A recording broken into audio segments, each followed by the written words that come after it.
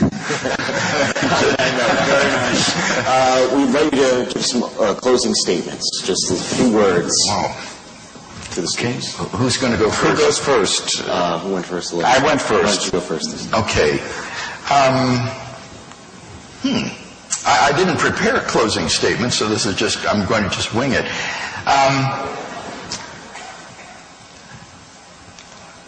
I've argued tonight that if God exists, then you do have an objective basis for moral values, moral duties, and moral accountability.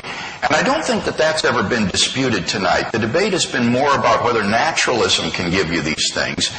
But we haven't really contested that if God exists, then you will have a sound foundation for morality. God's own holy and just nature will be the good and will define the good as all things relate to it. His commandments to love Him and to love our neighbor as ourselves will furnish grounds for our moral duties and obligations that will be objective and transcultural. And then our lives will have a paramount significance because the moral choices we make really do make a difference. They have eternal consequences. So I think theism is tremendously attractive and would invite you to consider it for yourselves. By contrast, on naturalism, it's hard to see why these creatures we call Homo sapiens have intrinsic moral value. This moral contract seems to me to be just a fiction and not really anything more than a social convention that Homo sapiens conspire among themselves to fancy themselves valuable. And this is especially evident, I think, on materialism and determinism, whereas I say making a moral decision is no different than a tree growing a branch. It's hard to see how a puppet and its movements can have moral significance. In terms of moral duties, again, without someone to prohibit something or to command something, it's very hard to see how things can be prohibited or commanded. That's very different than the law of contradiction, I think, because the law of contradiction doesn't prescribe behavior. It doesn't say to you, don't contradict yourself. You're free to do that if you want to. It just says if you do so, you're irrational. But the moral duties are giving you prescriptions for behavior, for ways you ought to behave. And it seems to me on atheism that they're just like rules of etiquette.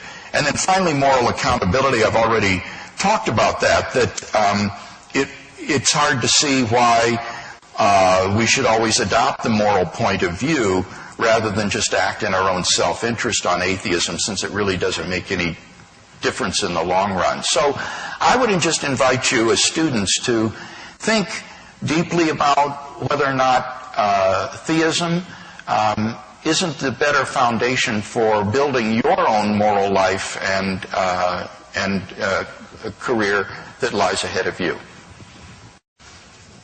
Well, let me start on a note of agreement. I would want to invite all of you to think as well. I don't think the issues that we've been talking about this evening are at all easy or simple. I suppose it's probably obvious that we haven't settled anything here, but it's important to also point out that we've only begun to address any number of relevant issues. This is not the kind of topic that you can do justice to in an hour and a half. At best, it can whet your appetite for learning more. So on the one hand, I want to encourage all of you who haven't taken a class in moral philosophy to take a class in moral philosophy and see how some of the great minds through history of Western civilization have dealt with some of these issues. And similarly, I would encourage all of you, theists or not, take classes in religion. I hope I've said nothing this evening to suggest any kind of hostility to religion. Far from it. I think it's a view worth taking very, very seriously.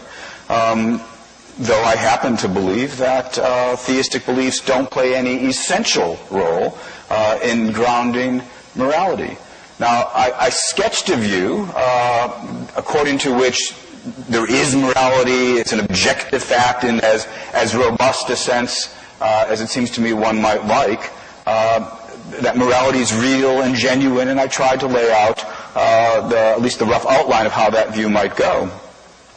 It seems to me that one essential point of disagreement between Craig and me is something that I asked about several times. It's this move, what to my mind is the move from the thought that without theism, then our actions don't have eternal cosmic significance, to the conclusion that, therefore, without theism, our actions don't have significance, objective, moral significance. That just seems to me to be a mistake. It seems to me that if I love somebody, the reality of that loving relationship is valuable, of real value, of genuine, objective value, and it's not in any way threatened by the fact that I will die, my wife will die, my children will die, and eventually the universe will come to an end. The fact that billions and billions of years from now it's all going to be the same doesn't mean it's all the same now. I certainly want to concede that if you're looking for this kind of cosmic significance, atheism's not going to provide it for you. But that wasn't the subject of tonight's debate. The subject of tonight's debate was whether you needed that kind of cosmic significance to have morality. And on that issue, I'm quite confident the answer is no. Thank you all very much. Thank you.